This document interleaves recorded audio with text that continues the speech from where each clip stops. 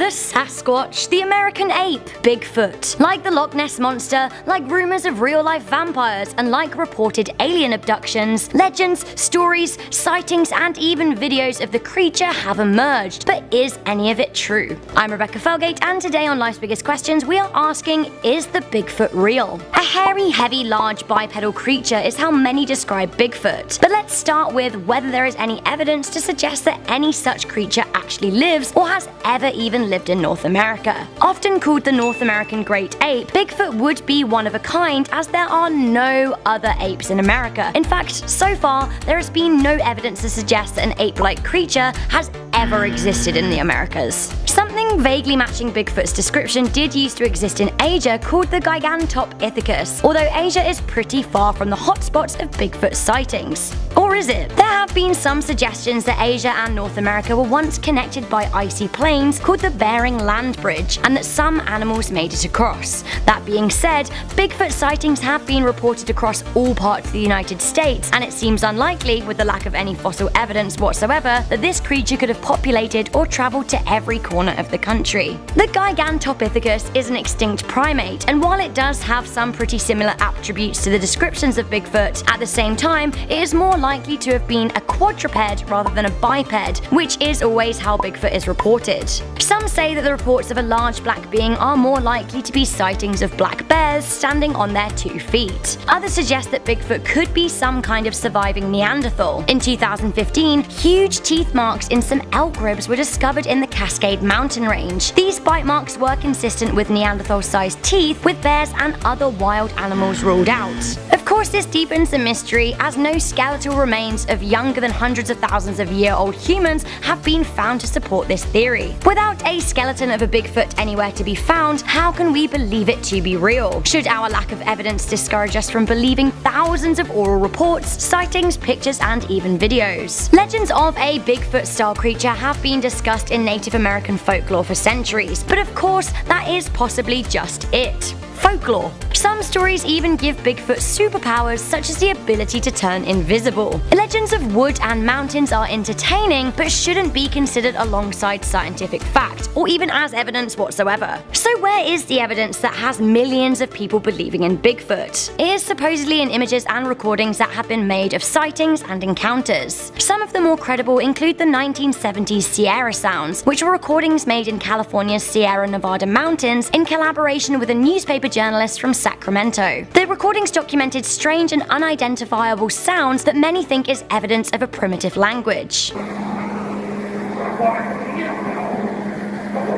Again, there is the Roger Patterson's Bigfoot footage from the late 60s. Although slowed down and stabilized, it looks a lot like a man in an ape costume. One of the most famous images was taken in 2007 by Rick Jacobs in Pennsylvania's Allegheny National Forest. Although many think it is a bear sick, people have good reason to be skeptical about sightings, pictures, and footage, because so many in the past have proved to be hoaxes. For example, Ray Wallace introduced the name of Bigfoot to popular culture when he reported to have found huge footprints in Humboldt County in California. After he died, it was confirmed that actually he was a prankster who created huge wooden foot models to make the prints. Again, the blurry 1996 Snowwalker footage claimed to have caught Bigfoot in the snow, but that too turned out to be fake, a lot like countless other images and videos. One final piece of so-called evidence lies in the Sasquatch Genome Project. The project claims to have found real Bigfoot DNA, as have a few other sources. The problem is that all conducted have been widely discredited by geneticists. The conclusion is that some of the DNA tests are hoaxes and others were conducted by quack scientists. So, the Bigfoot, the Sasquatch, if they did exist, you really would expect some unshakable evidence. The lack of fossils or remains or credible DNA is concerning, as is the amount of exposed hoaxes. Of course, some reports are genuine, but is it not more likely that the sightings are of mistaken identity? Is Bigfoot real? The scientific among us should be pretty dubious, but of course, life is that little bit more exciting with a bit of mystery. The skunk ape. What a name for a creature. Part skunk, part ape. Not actually. This beast, which to no surprise is native to Florida, is more or less the long-lost brother of Bigfoot. Or maybe sister. I really shouldn't just assume their genders, I guess, I don't know. And depending on who you are and where you live, while this question may not be such a hypothetical, And before we get into it, guys, I'm sure you might notice some changes to the channel. Today is actually Fiction Friday. We're doing some themed days on the channel. Be sure to check out some of our other videos to see which days are going to be themed. I'm not going to ruin the spoiler for you guys, but today is Fiction Friday. Every Friday we're going to have some fun fictional questions for you guys. Either way, let's have some fun today on Life's Biggest Questions as we ask, what if the skunk ape was real? Smash that like button and let's get right into this one, folks. Dave Sheely is one of the most educated guys when it comes to Florida's very own Bigfoot, usually referred to as the skunk ape. The first time he saw one was back in 1974, when he was just 10 years old. At the time, Dave and his brother Jack were hunting deer in the swamp behind their house. That swamp is now Big Cypress National Preserve, but back in 74, it was just the backyard. Years prior, their father found some footprints, but when he was 10, Dave saw it with his own eyes. I quote him saying, "It was walking across the swamp and my brother spotted it first. But I couldn't see over the grass. I wasn't tall enough. My brother picked me up and I saw it about 100 yards away. We were just kids, but we'd heard about it and knew for sure what we were looking at. It looked like a man, but completely covered in hair." Now before we go any further, I need to clarify something here, guys. To some, the skunk ape is a legitimate creature. To others, it's a fairy tale. It's fugazi, fugazi, it's a wazi, it's a woozy, it's fairy dust. Doesn't exist.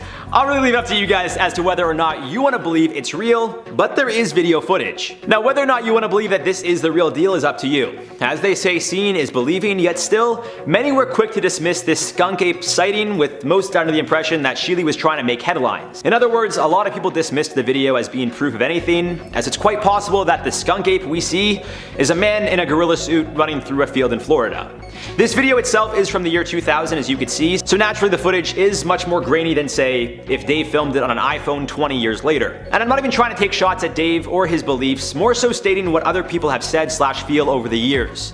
So how about we take a bit of a closer look? Again, same video, but it seems this time around, Dave was able to get a closer shot of the skunk ape, if that's even what he caught. It's also important to note, Dave has made his livelihood off of skunk ape tours and merchandise, or so it seems. However, the tour also includes some gators and snakes.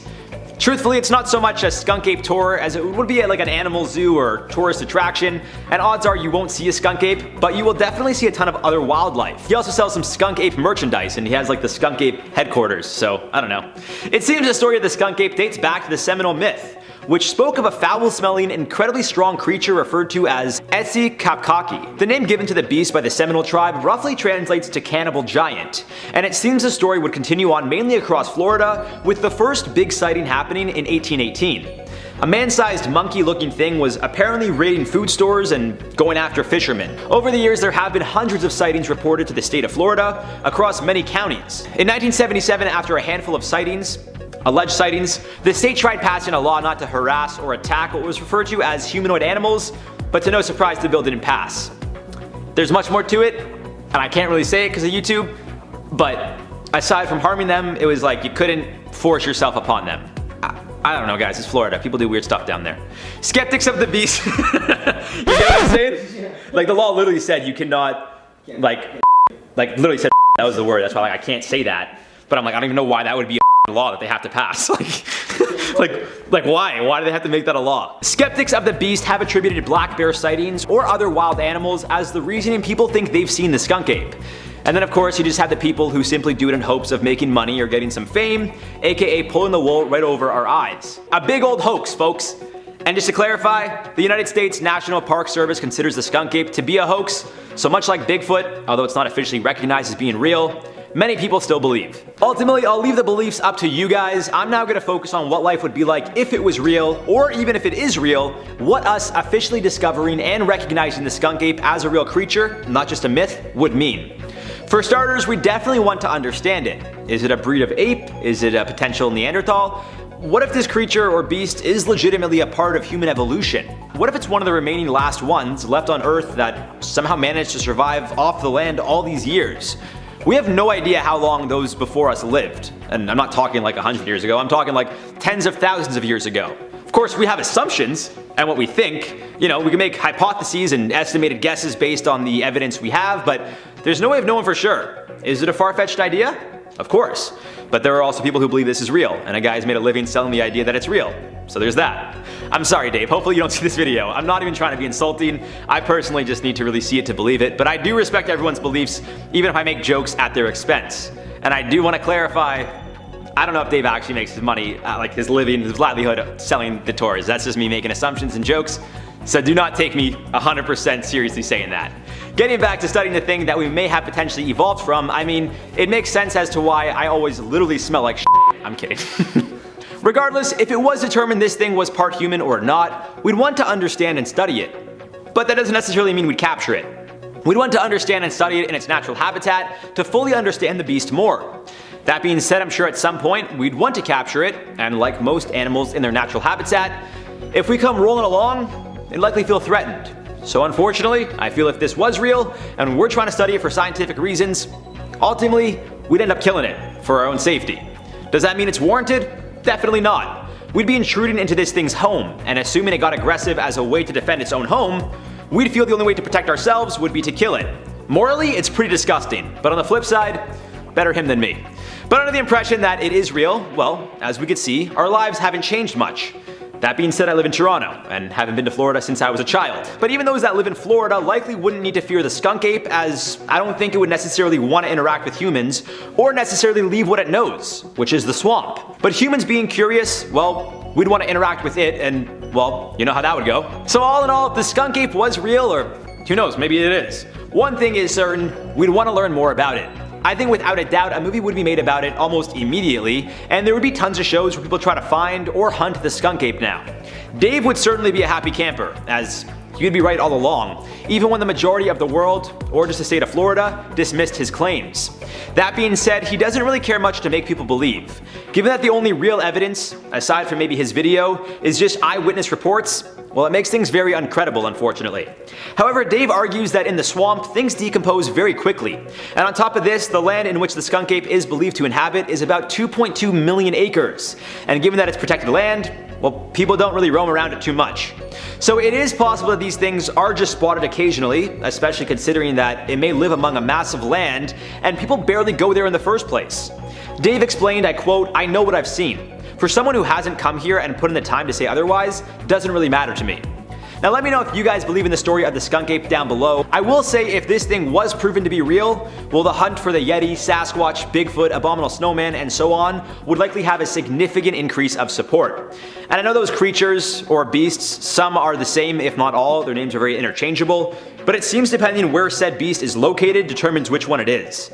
What do you guys want from me? I honestly don't make this stuff up, I just report on what's out there, so don't come for me. In 1859, Charles Darwin published his book called The Origin of Species, which laid out his theory of evolution by natural selection. Quite simply, organisms change over long periods of time in response to their environment. Genetic variation causes slight differences within each new generation of a species. You are not a perfect copy of your parents. Well, good for you, you're wrong. Often, this variation does nothing, but sometimes it might just give that creature a small advantage. Perhaps the environment changes and there is not enough food for the species. A creature that was born with a genetic variation that made it smaller than others will then need less food. Because food is now scarce, that smaller creature has a better chance of surviving, reproducing and passing on that smaller gene to its offspring. Over time, natural selection like this will begin to favor members of the species that are better suited to their new environment. Given enough time, these changes can result in entirely new species forming. This is evolution.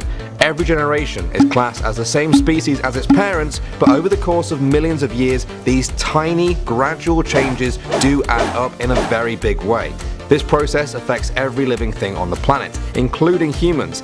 In a century and a half since Darwin's book, many people still ask, did humans evolve from apes? My name is Danny Berg. Let's find out the answer, and also why that might not even be the right question, here on Life's Biggest Questions. One of the biggest misconceptions is that humans evolved from modern apes. The thing is, we are apes. Along with orangutans, gorillas, chimpanzees, and many other subspecies, we make up the ape family. So, if we didn't evolve from apes, where did we evolve from? Well, all species in the ape family share a common ape-like ancestor. Essentially, chimps, gorillas, and orangutans are our genetic cousins, and this common ancestor is like the great-great-great-grandparent of all of us. We know this because, for example, we share almost 99% of our genetic sequence with our closest relative, chimpanzees. There are now thousands of fossils that chronicle each split and progression from that single common ancestor that lived in Africa to all the modern apes we see today, including us. This single species began to split towards all these different groups as far back as 17 million years ago. The group that included human ancestors first split away from the group that would evolve into gibbons,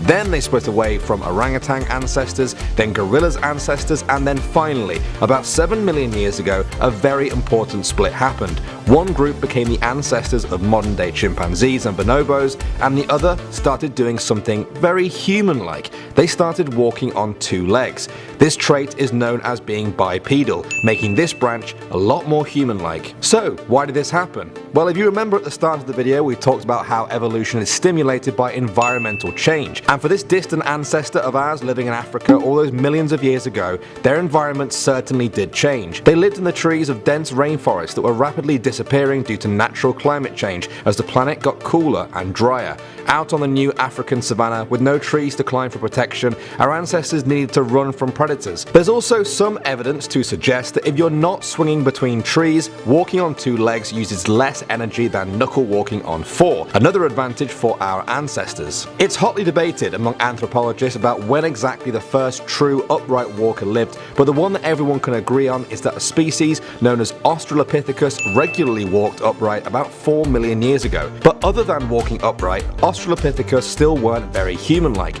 They had small brains, were mainly herbivores, and couldn't speak. We know this by studying fossils, such as one of the most famous fossils of all time, an Australopithecus named Lucy, found in 1974. She was named after the Beatles song Lucy in the Sky with Diamonds that was playing at the dig site. But evolution is a relentless process. Things continue to change, and about 2.5 million years ago, the fossil records tell us that a new species had emerged, Homo habilis. If you think the first part of that sounds familiar, then you might be thinking of Homo sapiens, better known as us, humans. That's no accident either. At the moment, they're regarded as the first member of the Homo family, and all subsequent members are notably more human-like than anything before Homo habilis. Homo habilis had smaller teeth and a smaller jaw, much closer to ours. Their hands were more similar too, and with these human-like hands and bigger brains, they did something that none before them had. They made tools. Their name, Homo habilis, literally means handyman because of this. Then came Homo erectus about 1.8 million years ago. Although they still had protruding jaws,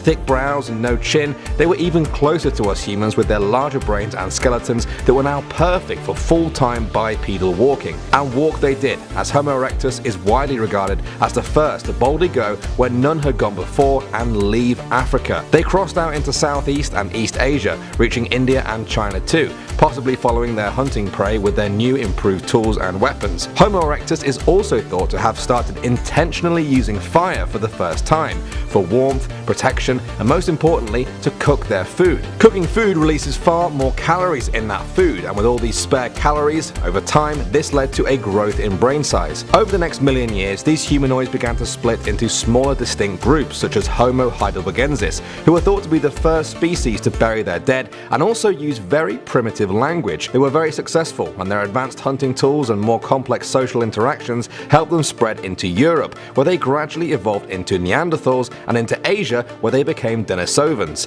At this point, there were now a number of different humanoid groups living on the planet, coexisting for many thousands of years. And then, 130,000 years ago, the African population of Homo heidelbergensis had evolved into Homo sapiens, who are the direct precursors to Homo sapiens sapiens, otherwise known as us, humans. If you look at the skeletons of these genetic cousins of ours, they almost seem indistinguishable to modern day humans, but there were differences between them. They were shorter and stockier than most humans, an adaptation to the cold weather in the northern hemisphere at that time. But in other ways, they were remarkably similar to us, and not the loutish cavemen popularized in the mainstream media over the years. They used complex tools, buried their dead, and likely had speech and language closer to ours than the grunts of Homo heidelbergensis. And then, 40,000 years ago, the Neanderthals, Denisovans, and other Homo groups began to disappear from the fossil records, until the only ones left on the planet were us. So what happened? Did they all just die out? Well, yes, no, and we really don't know. At that time, the climate was fluctuating rapidly across the world, going from mild to freezing cold every few generations or less. The Neanderthals were already scattered into small, isolated groups when humans arrived on the scene. Humans had spent a while building up their numbers in Africa, allowing them to form complex social groups where they could quickly gain and share knowledge. This gave us a number of slight advantages over Neanderthals, and we developed better tools, more complex languages, intricate art to communicate between groups and across generations. The unforgiving climate and these behavioural differences, rather than physical, meant that humans began to move into the areas of Neanderthals, Denisovans, and other hominids and begin to outcompete them to extinction. But our genetic cousins aren't completely gone. Before humans outlasted them, they interbred with them. These days, studies have found that about 4% of many humans' DNA is Neanderthal, Denisovan, or even other, as of yet unidentified humanoid species. So for a lot of humans today, these weren't just groups that existed alongside our ancestors, they are also our ancestors in a very real way, living on within our DNA. And so too is the DNA of all who came before us. From Homo erectus to Australopithecus to our common ancestor with chimpanzees some 7 million years ago, and the ancestor of all modern apes 17 million years ago. We did not evolve from modern apes of today. We share a common ancestor. We are still trying to piece together the puzzle of our family history that goes back all those millions of years. New discoveries are being made all the time in both genetics and archaeology that mean our understanding of human evolution changes as often as 1 year to the next as we fill in the blanks in our history. Still, there is so much left to understand about us, the hairless apes that climbed down from the trees and learned to walk, talk, create, and ask some of life's biggest questions. My name is Danny Burke. If you're feeling especially connected to your fellow humans right now from around the world, then say hello in the comment section below and let us know what questions you want to see answered next on the channel. Planet of the Apes, a dystopian future in the aftermath of a worldwide nuclear war that devastates the planet. Humans are scarce, apes are the new apex predators. They are our masters and it is us who are kept in cages. Sure, the Planet of the Apes is a much loved fantasy franchise, but it is a bit far-fetched. The apes could never really take over. Or could they? Hello and welcome back to Life's Biggest Questions, the channel that loves to ask all kinds of zany stuff and serious stuff because the world is basically a combination of zany and serious. I'm your host Rebecca Felgate, and today I'm asking, what if the Planet of the Apes was real? Before we start, I want to ask you guys a fun question. If you could choose an animal to take over the world, which would you choose? I'm gonna go for dogs. Planet of the dogs! Wouldn't that just be beautiful? Puppies everywhere. Yes. Let me know your thoughts in the comment section down below. Also, while you're down there, why don't you leave a thumbs up on this video and share it with a friend. Also, do make sure you watch right to the end as I'm going to be answering some of your comments. Alright, in the Planet of the Apes, it is the year 1978. Astronauts then travel to the year 3978 and crash land on a new planet that is overrun by intellectually sentient apes. The apes treat humans like vermin, killing them, enslaving them, or using them for science experiments. Not to spoil a plot from over 50 years ago or anything, but it turns out that the planet is actually Earth after nuclear war. So, what if this was real? Well, let's suspend our disbelief and say that this actually did and could happen for a moment. Life would basically suck for us humans. My question really is though, where is all the tech? Planet of the Apes was released in 1968 before technology infiltrated humanity's day-to-day lives. Have the apes not reached the point where they want some wearable tech? Where's ape Instagram and ape YouTube? Do apes watch daytime TV? Their sole purpose seems to be exterminating humans. Like, isn't that exhausting? When do they get the time to Netflix and ape chill? Let's just leave that one for a moment. So assuming Planet of the Apes is real, how are those apes farming in a post-apocalyptic society? Good on them for finding an alternative food source. Ain't no ape McDonald's. Maybe they have mastered healthy eating and sustainability. It might suck for humans, but like, maybe apes would be better at looking after planet Earth than we are. I didn't see the apes burning any fossil fuels in the movies. Maybe we should just get over ourselves and leave them to it. We've had our chance and we destroyed the world with nuclear war. That being said, the apes do still have some caste system beef. The gorillas are the military police, hunters and the workers, aka the brawn. The orangutans oversee the government, science and religion, with the chimpanzees mostly being scientists, so these two are the brains. What about the super smart bonobos though? They're lumped in with the rest of the chimpanzees, but we all know that they would run the show. Anyway, my point being, where there is a caste system, there is discontent. If the surviving humans were clever, we could masterfully learn to play them off off against one another and wait for the impending civil war. Then we could use the opportunity to rise up and overthrow the apes. Also, I think that we need to mention that at this time, if Planet of the Apes was real, we would have mastered time and space travel, so while life may suck on planet Earth, who knows where else humans could be colonizing? The long and short of it is that even if other animals could develop intellectual sentience, humans would notice before it became a threat to us. And can it even happen while we're messing hard with animals' natural habitats and practically halting their evolution? Planet of the Apes has this happening after a nuclear war, so maybe it could. But if the human race is devastated, wouldn't the animal kingdom be too? So, back to our point about technology. Planet of the Apes was the last outpost in the maybe the animals will rise up against us school of thought. Is it not more likely that we'll have created our own successor in the form of machines? That was an evolution we never saw coming in the late 1960s, but the top brains like the late Stephen Hawking have predicted could be the biggest threat to our status as the most productive and intelligent beings. Planet of the Droids, mate, it's on. So Planet of the Apes, do you guys think it could ever happen? Let me know your thoughts in the comments section down below. Or do you think it could be Planet of the Robots, or maybe Planet of the Lizards or the Blobfish? Ugh, terrifying. Also, while you're down there leaving a comment, why don't you guys leave a thumbs up on this video and share it with a friend? For nearly a century, our civilization has been obsessed with the idea of a large, hairy, mysteriously elusive creature that lives deep within the dense woodland and remote mountain landscapes across the planet. The yeti, the sasquatch, Bigfoot, the wild ape-like race of giant bipedal humanoids that have manifested in the whisperings of folklore and oral tradition for thousands of years. But have you ever heard of the skunk ape?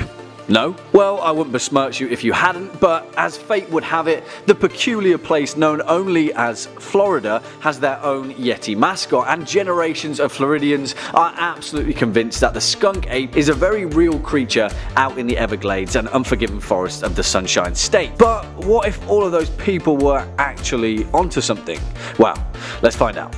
Hello internet and welcome back to the most inquisitive channel on YouTube, Life's Biggest Questions. As per usual, I'll be your disembodied floating voice Jack Finch, as today we kick back on our deck chair and curiously ask the question, what if the skunk ape was real? Roll the clip.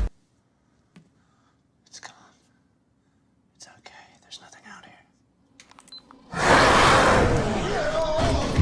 Now, we can't talk about the skunk ape without addressing the root of the folklore legend, because let's not beat around the bush, these guys are two peas in a pod, a chip off the old block, an apple that doesn't fall far from the tree. That doesn't really work, but you get the picture. The Sasquatch, in its original urban legend, is a large and mysterious humanoid creature purported to inhabit the wild and forested areas of Oregon and the west coast of North America. The name Sasquatch comes from an anglicization of the name Saskets, from the Halkaleam language spoken by First Nations people in southwestern British Columbia. It makes sense then that legend permeated its way across North America, and across the continent, any dense areas of isolated woodland or remote areas quickly became synonymous with the Sasquatch legend. Most people who believe in these creatures or claim to have seen one assert that they are hair-covered bipeds with ape-like features up to 8 feet tall that leave correspondingly large footprints, hence the name Bigfoot. They are generally characterized as non-aggressive animals whose shyness and human-like intelligence make them elusive and thus rarely seen,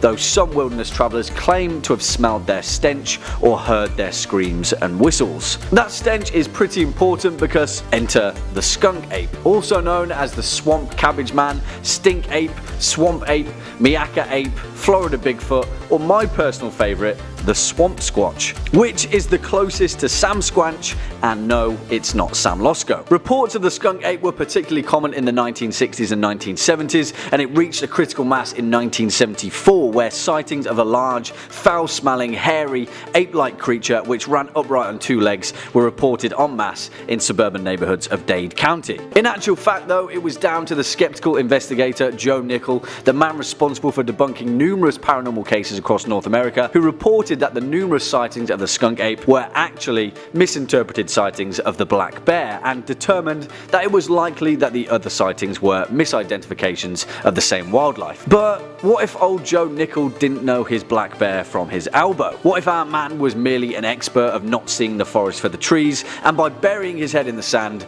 damned an intelligent species to near extinction? Let me explain. In the Everglades of Florida, the area most hotly considered the stomping ground for the skunk ape is a place known as Big Cypress National Preserve, an area that encompasses 720,000 acres of swamp and grassland. However, that comprises an even larger area of the Big Cypress Swamp that makes up nearly an absolutely massive 1,000,000 acres of isolated, remote, unprotected land. That's a lot of space for a skunk ape to hide, right? And it's also a lot of space for an endangered species to be threatened by climate change and environmental damage. Let me introduce you to Dave Shealy, a man who is, for all intents and purposes, the cryptid conservation equivalent of Jane Goodall. You know, Gorillas in the Mist, just with smelly cabbage creatures. And he insists that right now there are between 7 and 9 skunk apes roaming wildly amongst the Everglades. According to Shealy, an average male skunk ape reportedly stands 6 to 7 feet tall and weighs roughly 450 pounds. Females are considerably smaller, standing only 5 to 6 feet tall and weighing only up to 250 pounds. Both sexes of the skunk ape are covered in long reddish or black hair,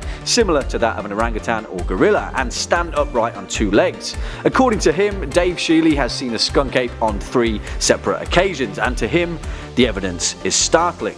After spending his life in the Big Cypress Swamp, he's made countless castings of their footprints and has even collected seasonal stool samples, their poo indicating that the skunk apes are omnivorous and that their diet consists of mainly bird nestlings, wild hogs and native Floridian berries. Since his first sighting at the age of 10, Dave Shealy has been documenting his methods on how to bait skunk apes. He's even compiled these tips into his Everglades Skunk Ape Research Field Guide, and his tips include instructions on how to properly wet lima beans, allegedly the skunk ape's favourite treat, and a stern reminder to always store deer liver on ice in case you ever need to entice one. The thing is, if the skunk ape was real, Dave Shealy would very rapidly become the leading expert in skunk ape conservation. Because for Dave, the skunk ape is a very real and very endangered species. Since 2016, the Big Cypress National Preserve has been under threat of private companies drilling for oil and gas. Massive trucks plough along nearly 1,000 miles of new trails on a daily basis while the companies conduct their seismic testing, and the potential devastation to Florida's delicate ecosystem is an ever-growing threat looming on the horizon. If the skunk ape was real and things continued as they are, we may not ever truly know of their existence. And what a shame that would be. Have you ever thought about our ape relatives and wondered if evolution is an ongoing and ever relentless process, then why haven't they already changed into some form of proto-human and started building fires and carving spears, cultivating all manner of technologies that can hurtle them toward a similar kind of civilization? And oh no, because before you know it, the last remnants of human civilization are being rounded up by hordes of horse-riding apes waving machine guns in the air. Alright, maybe things have gotten quickly out of hand, and I'll gladly tell you that's not how evolution works, but still, it's an interesting thought, isn't it? Hello internet, what's going on? And once again, welcome back to the most inquisitive channel on YouTube, Life's Biggest Questions. As per usual, I'll be your disembodied floating voice, Jack Finch, as today we curiously ask the question, what if apes evolved past humans? Dawn of the Planet of the Apes, where this time Caesar wrestled to maintain dominance over his vast community of intelligent apes as pockets of humanity struggled to survive the outbreak of the devastating simian flu. And slowly the age of ape kind started to emerge from the wilderness, and I'm not saying that would necessarily happen in this hypothetical situation, but I'm also not saying that. Also, how amazing is Andy Serkis' performance in that film? And if our hypothetical apes had a Caesar, we'd pretty much all be screwed.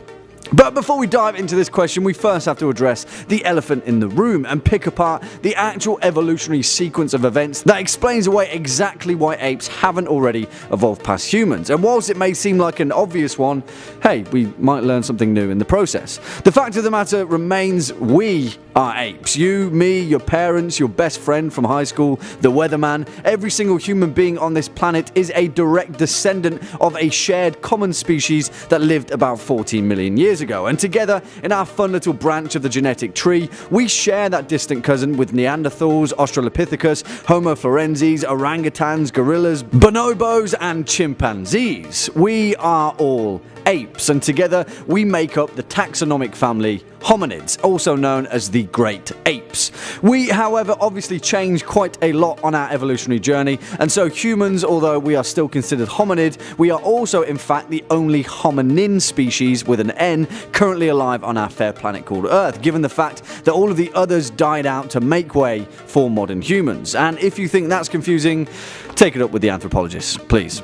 Now, you might be thinking, okay, so if we're from the same little branch as the great apes, why aren't orangutans doing their thing and forming orangutan villages and cultivating their own banana harvest? And the fact of the matter is, they haven't ever needed to, and neither did their ancestors. Not now, and not even 10 million years ago, where their own lineage began. Chimpanzees and bonobos alike are supremely adapted to their environment, and they survived for the better. But the key difference is, our ancestors needed to change. You see, it's easy to think about evolution as a linear, progressive kind of thing, constantly twisting and writhing toward greater and greater levels of complexity, but the reality is, evolution doesn't care. Evolution doesn't have a destination, it just keeps going. It keeps living, and ever since that single-celled amoeba split off into another, those exact same conditions are what eventually sprouted us, me and you and everyone else. And also, those are the same conditions that sprouted out our ape cousins too. Those awesome hairy fellas that fascinate us endlessly with their uncanny levels of curiosity, where the reason it feels like we're staring into a mirror when we look at apes is because we kind of are. The key similarity between the two of us is monkey see, monkey do. Living in trees worked for apes, so they stayed, but it didn't quite work for us, so we left. Simple. You see, evolution doesn't have a destination, there's no end game to it. And even if there was, which there isn't, humanity is certainly not the pinnacle of the evolutionary process, no matter how much we'd like to think we are. Evolution favors simplicity. To quote Jeff Goldblum as Dr. Ian Malcolm, life finds a way. The reason that humans walk on two legs is because our hominin Australopithecus relatives evolved human-like hips that let them walk on 2 feet and carry things across vast distances. Evolution did that because it was a useful skill for collecting and foraging food, and those that had that trait survived to carry it on. And those shared successful traits are what eventually gave rise to Homo sapiens roughly 200,000 years ago. Our species who were able to survive in pretty much any environment, under any kind of circumstances, and still are to this day. For the time being, anyway. And yet still our ape cousins continue to live on in trees and the canopies of the deep jungle, because it was still as evolutionarily successful, and it still is today. However, let's get back to that elephant in the room, because currently on Earth there are fewer than 500,000 of our simian cousins alive, and 4 out of 6 of the great apes are considered critically endangered. And that's not because of evolution failing to do its job, that's because of us. More than 5 billion humans live in countries with primates, and that ever-encroaching expansion of population is obliterating the habitat of the great apes. Through relentless logging, mining, hunting, and the illegal pet trade, and most critically, climate change. In fact, the stark reality is that even hypothetically speaking, humanity would completely wipe out our great ape cousins before evolution had a chance to kickstart life finding any kind of way. The truth of the matter is that it's pretty damn bleak, and the only hypothetical parameters of apes ever evolving past humanity is if some all-powerful cosmological force snapped their fingers and we all disappeared in an instant. Even under the most extreme circumstances, apes would never evolve past humans, because the truth is, we are the apes that evolved past the apes. The rest of our great ape family. Anyway, as far as we know, there has never been a species on Earth that has the capacity to understand the evolutionary process as comprehensively as we humans do. But maybe that's the exact point. Maybe life finding its way is to enable us to ensure the survival of our most vulnerable species and prevent them from disappearing entirely. You see, that's because there are still many things that can be done to save the great apes. And yeah, that includes us humans, too. Well, there we have it, our long and short answer to the question, what if apes evolved past humans? They couldn't, because they're happy living in trees and eating bananas, but we should really do something about how we treat their environment. Also, we are apes. What did you guys think? Do you agree, disagree, have any interesting insights to add? Please let us know your thoughts down in the comment section below.